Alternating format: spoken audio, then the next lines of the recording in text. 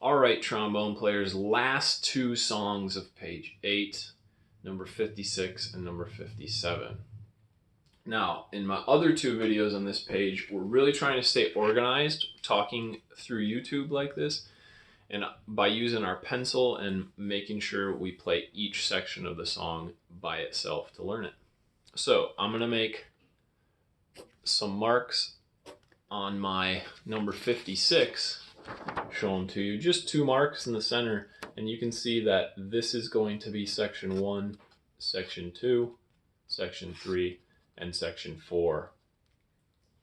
So make sure you've got a pencil. If you need to pause the video, do that, and just make a slash mark to separate those sections.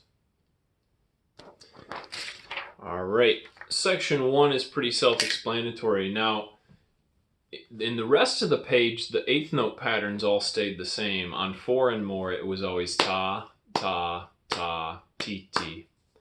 In Michael Finnegan, the patterns were always ta, ta, ti, ti, ta, over and over. And then the same thing with 54 and 55, the pattern always stayed the same. In 56, you have to pay close attention and not just guess how you think it should sound, because the 8th notes happen in different places. So we're going to practice that by splitting the song into the sections I just showed you with my pencil and practicing them independently by themselves until they're perfect. This is the best way in my mind to practice when you're first starting a little song like this. So I'm going to play 56, the first section slow and then quickly after that.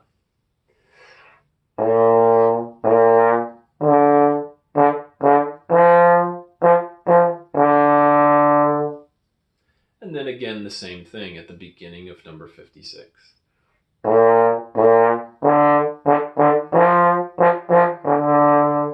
Pause the video and play that several times, or you can go back and play it with me until you've mastered it.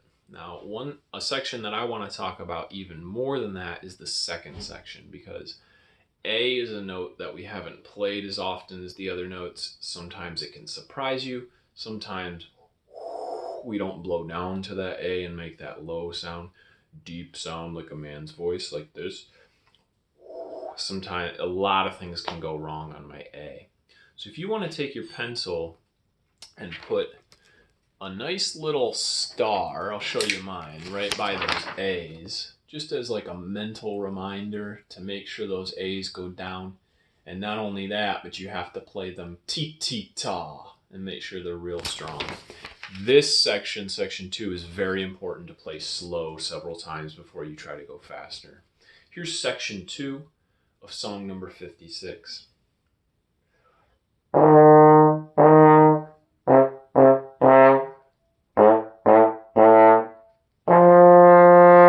And not only the A's, but then you have to jump up to an F at the end.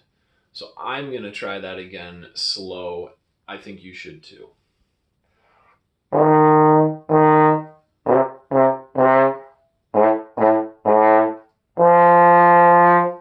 Very good idea to pause the video on this section. Make sure you're getting a nice deep fat sound like I have on mine before you go on to the second line. The third section we can go pretty quickly through. The only thing you have to watch out for is there's a little rest in there that makes the song sound really interesting.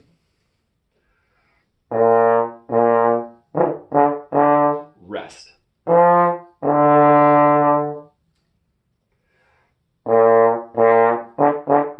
Rest. So that should be figured out pretty easily. The last section of the song is similar to the A's that we talked about in the second section. I'm going to make another little star and see if I can show it to you really well there. That's my second line of my song. I put a little star on the 2 A's down there. So I'm going to play this a couple times slowly so you can hear my nice low A's. Here's the fourth section of number 56. I'm going to start with 2/8 notes saying TT on a C. 1, 2, here I go.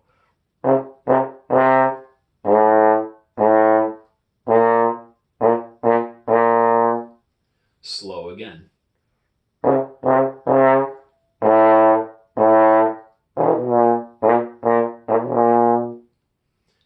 speed it up. 1, 2, here I go.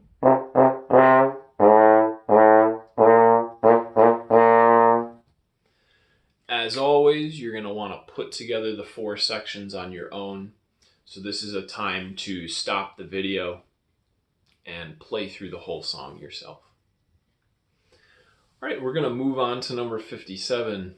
Now, one thing you're going to notice about 57 is that the first half of the song is very, very, very similar to the second half of the song. The first thing I want you to do with your pencil is make some circles like we did back in number 53 and 54. Your circles should look like this. I circled the patterns that we want to practice by themselves. And you'll notice that the first 2 circles are the same as the second 2 circles. So again, I'll play the first circle, and you need to be patient with yourself. I'll play the first circle slowly, and that's what you should too, several times. My G wasn't too good on my first try, so I'm going to try again.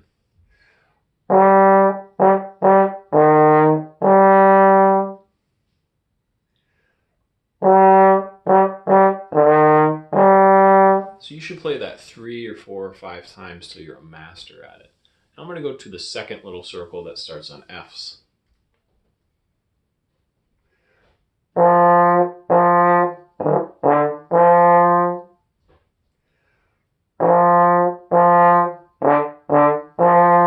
then I'll speed it up.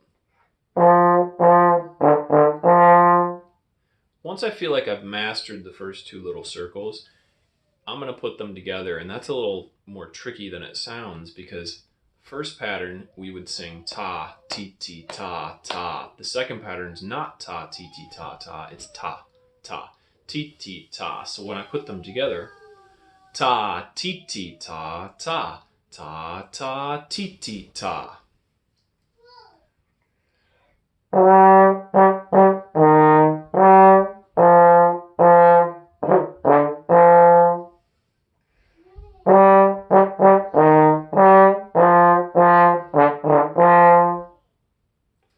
So you're going to want to pause the video and play those 2 together several times. This is a part that we have to practice in lessons.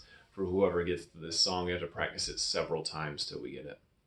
The good news is those 2 circles are the same as the 2 circles that we circled later in the song. So if you master the beginning, you've also learned a big chunk of the end.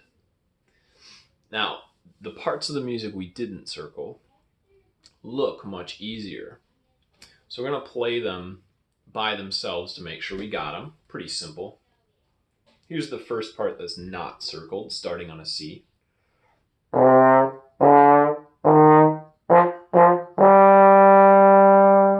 And the second part that's not circled all the way at the end of the song.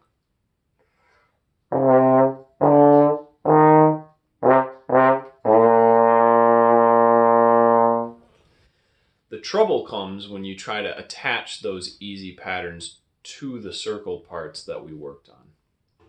So I'm going to draw some symbols here. You don't have to draw these, but I want to show you what kind of goes wrong with some people when they play this song. You know that with partials, which means the levels of the house that we talk about, the basement, the first floor, the second floor, that sometimes we have trouble getting up to the second floor. On this song, I found that people have trouble staying down on the first floor.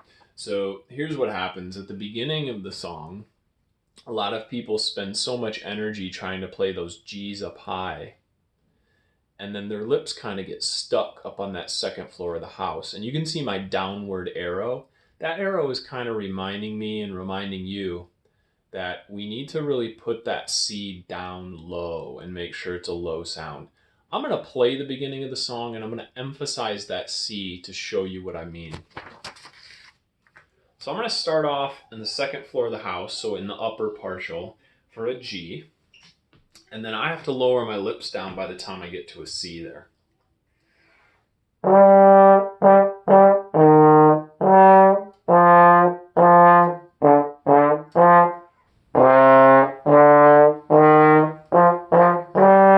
So I kind of really shoved that C and made sure it didn't jump up high like the other notes. Now for the end of the song, it's even tougher task because there's 3 notes that have a danger of going up too high. A C, 2 more Cs, and then a B flat at the end. So I'm going to emphasize those for you. So I'm going to start on the 2 circles at the second half of the song.